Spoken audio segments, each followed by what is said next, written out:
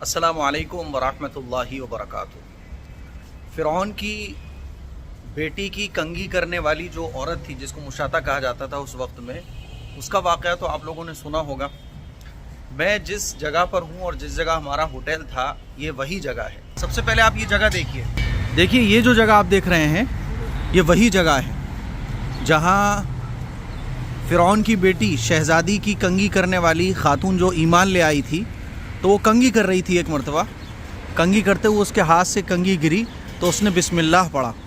جب اس نے بسم اللہ پڑھا تو فرعون کی بیٹی نے کہا، کیا تم میرے باپ کو خدا نہیں مانتی؟ وہ پورا واقعہ ہے۔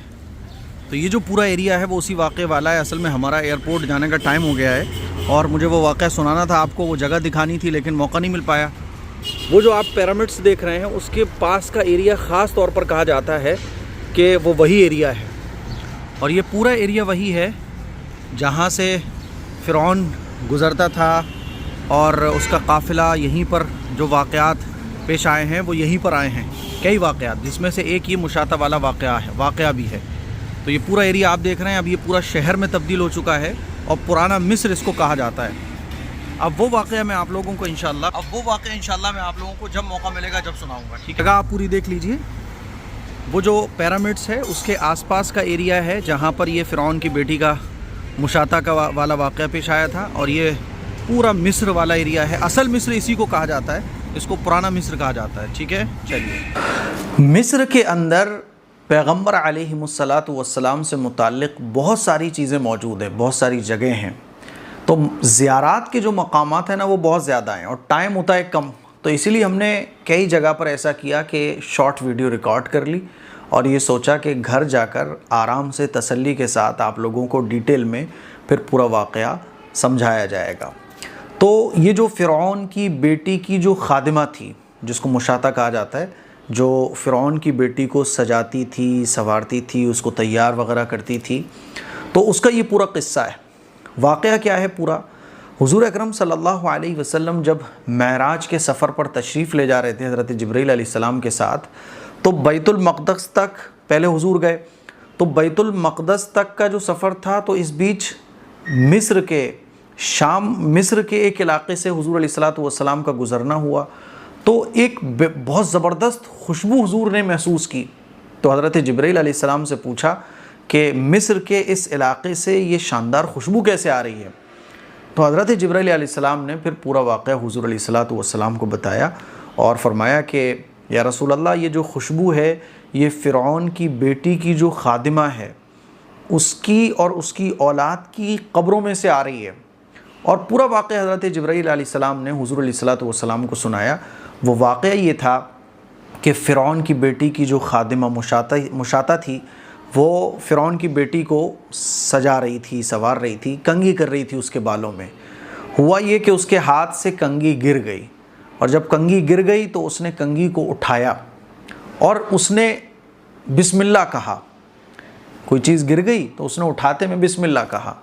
جب فرعون کی بیٹی نے اس کی زبان سے یہ سنا، خادمہ کی زبان سے، کہ بسم اللہ پڑھ کر اس نے کنگھی اٹھائی ہے، بسم اللہ کا مطلب کیا؟ اللہ کے نام سے جو ہم سب کو بنانے والا ہے، ہم سب کا پروردگار اور ہم سب کا مالک اور خالق ہے۔ تو فرعون کی بیٹی نے کہا کہ کیا تم میرے والد کو خدا نہیں مانتی؟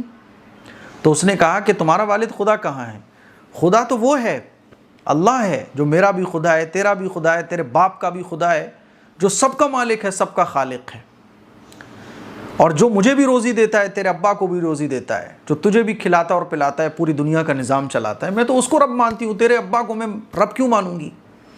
جب فرعون کی بیٹی نے یہ سنا تو اس کو غصہ آ گیا، اور اس نے فوراً اپنے باپ فرعون سے جا کے شکایت کی کہ ہمارے گھر کی جو کام کرنے والی ہے، خادمہ ہے مشاطہ، وہ تو موسیٰ علیہ السلام کے خدا پر ایمان لے کر آ گئی ہے، اور جب کنگھی گری تو اس نے اللہ کا نام لیا، بسم اللہ پڑھا۔ فرعون نے فوراً اس کو دربار میں بلایا، اور دربار میں بلا کے پوچھا، کیا تم مجھے خدا نہیں مانتی؟ کیونکہ فرعون تو خود کو کہتا تھا نا، انا ربکم الاعلی، کہ میں بڑا خدا ہوں، میں بڑا رب ہوں، مجھے خدا مانو۔ تو فرعون کی بانی نے کہا کہ میں تجھے خدا کیوں ماننے لگی؟ میں تو اس کو خدا مانتی ہوں جو تجھے بھی بنانے والا ہے، مجھے بھی بنانے والا ہے، جو مجھے بھی روزی دیتا ہے، تجھے بھی روزی دیتا ہے۔ تو فرعون نے کہا کہ اچھا، اتنی ہمت، دیکھ مان جا، باز آ جا، اگر مجھے خدا مان لے ورنہ تیرا حشر، تیرا انجام بہت خطرناک ہونے والا ہے۔ اس نے کہا کہ انجام جو بھی ہو لیکن میں تو اللہ ہی کو اللہ مانتی ہوں، میں تجھے رب کیوں ماننے لگی؟ تو رب کہاں ہے؟ تو اس کا بنایا ہوا انسان ہے۔ فرعون نے کہا اچھا۔ اس نے فوراً دربار میں جو سینک وغیرہ تھے ان کو بلایا اور کہا کہ ایسا کرو، ایک بہت بڑا دیگ اس کے پاس موجود تھا کہ اس دیگ کو لے کے آؤ، آگ جلاؤ اور اس دیگ کو تپاؤ۔ کہا جاتا ہے کہ اس نے دیگ میں پانی ڈلوایا یا تیل ڈلوایا، اور وہ تیل اور پانی کھولنے لگا ایک دم۔ اس بڑے دیگ میں پانی بھر کے یا تیل بھر کے اتنا آگ پہ تپایا گیا کہ وہ کھولنے لگا۔ جب کھولنے لگا تو فرعون نے پھر اس باندی، اس خادمہ کے، مشاطہ کے بچوں کو پکڑوایا۔ اس کی 2 بچیاں تھیں، 1 بچہ تھا۔ 2 بچیاں ٹھیک ٹھاک تھیں، بولنا جانتی تھیں، اور جو 1 بچہ تھا، بیٹا تھا اس کا، وہ دودھ پیتا تھا۔ اور اس نے کہا کہ دیکھ مجھے خدا مان لے ورنہ تیرے ان بچوں کو تیرے ہی سامنے میں اس کھولتے ہوئے تیل میں ڈال دوں گا۔ لیکن وہ اللہ پر ایسا ایمان رکھتی تھی، اس نے کہا کہ اے فرعون تجھے جو کرنا ہے تو کر لے، میں اسی اللہ پر ایمان رکھتی ہوں، جو کرنا ہے تو کر بے فکر ہو کے، لیکن ہاں اتنا خیال رکھ کہ جب تو مجھے اور میرے بچوں کو مار دینا تو میرے بچوں کو اور میری ہڈیوں کو، میرے جسم کو تو ایک قبر میں دفن کر دینا، ایک ہی ساتھ جمع کر کے دفن کرنا۔ فرعون نے کہا ٹھیک ہے، تیری یہ بات پوری کی جائے گی۔ پھر فرعون نے ایک بچے کو تیل میں ڈالا، دوسرے بچے کو تیل میں ڈالا۔ اب اس تیسرے بچے کی باری آئی جو ماں کی چھاتی سے لگا ہوا تھا، ابھی بولنا نہیں جانتا تھا، چھوٹا سا دودھ پیتا تھا۔ تو اس کی آنکھوں میں اندھیرا آ گیا، اور ہوتا ہے نا کہ محبت میں تھوڑے سے قدم ڈگمگانے لگتے ہیں، تو یہ جو خادمہ تھی اس کے قدم تھوڑے سے ڈگمگائے، اس کی آنکھوں میں تھوڑے سے آنسو آئے، تو فرعون یہ سمجھنے لگا کہ اب یہ شاید ڈر گئی ہے شاید۔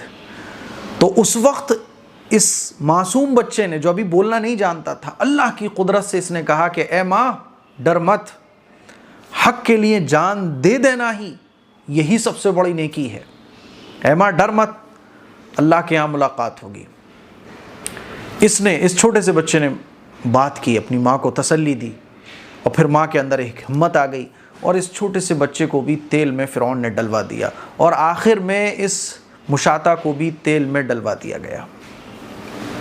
لیکن اس نے ایمان نہیں چھوڑا، اللہ کی وحدانیت کو نہیں چھوڑا۔ آج تو ہم لوگ چھوٹی چھوٹی چیزوں میں کمپرومائز کر لیتے ہیں، لیکن جن کو ایمان قربانی کے بعد ملتا ہے نا، تو وہ اس طرح سے قربانی دینے کا جذبہ رکھتے ہیں، اور ہم اور آپ دین کی ہر چیز کو چھوڑنے کے لیے تیار ہو جاتے ہیں۔ حضرت جبرائیل علیہ السلام نے فرمایا کہ یا رسول اللہ، یہ جو خوشبو آپ محسوس کر رہے ہیں مصر کے اس علاقے سے، یہ خوشبو اس خادمہ اور اس کے بچوں کی قبروں میں سے آ رہی ہے، اور جنت میں جو اس کا محل ہے، اس محل کی خوشبو کا کنیکشن اس قبر سے ہے، یہ خوشبو اس کی ہے۔ سبحان اللہ، ایسا ایمان اللہ تعالیٰ ہمیں عطا فرما دے۔ تو یہ پورا جو قصہ ہے نا، وہ مصر کے اس علاقے میں پیش آیا۔ جب کبھی آپ مصر یا ایجپٹ میں آپ کا جانا ہو، پرانا نام تو مصر ہے، نیا نام ایجپٹ ہے، ہمیں تو مصر ہی کہنا چاہیے، کیونکہ قرآن میں اللہ تبارک و تعالیٰ نے اس کو مصر کہا ہے، ادخلوا مصر انشاءاللہ آمنین۔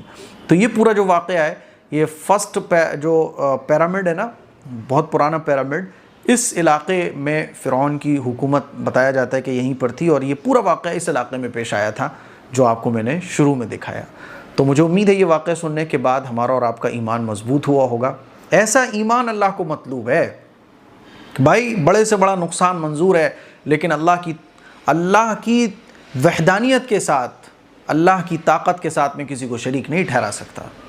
اور ایک آج ہم ہیں، تعویذ ہمارے گلوں میں، قبروں کے آگے ہم جھک رہے ہیں، پتہ نہیں کس کس کو یہ سمجھ رہے ہیں کہ یہ ہماری پریشانیوں کو حل کر دے گا۔ ایسا ایمان چاہیے کہ جلنا منظور ہے اور جان دینا منظور ہے، لیکن اللہ کی طاقت کے ساتھ نو کمپرومائز۔ تو یہ جو خوشبو تھی اللہ کے نبی صلی اللہ علیہ وسلم کو لگ رہی ہے، یہ کس کی خوشبو ہے؟ اس خادمہ کی جس نے اللہ کے لیے اپنی بچوں کی اپنی جان دے دی۔ سمجھ رہے ہو؟ یہ پورا واقعہ تھا جو میں نے آپ کو سنایا، اس کو شیئر بھی کیجئے۔ السلام علیکم ورحمۃ اللہ وبرکاتہ۔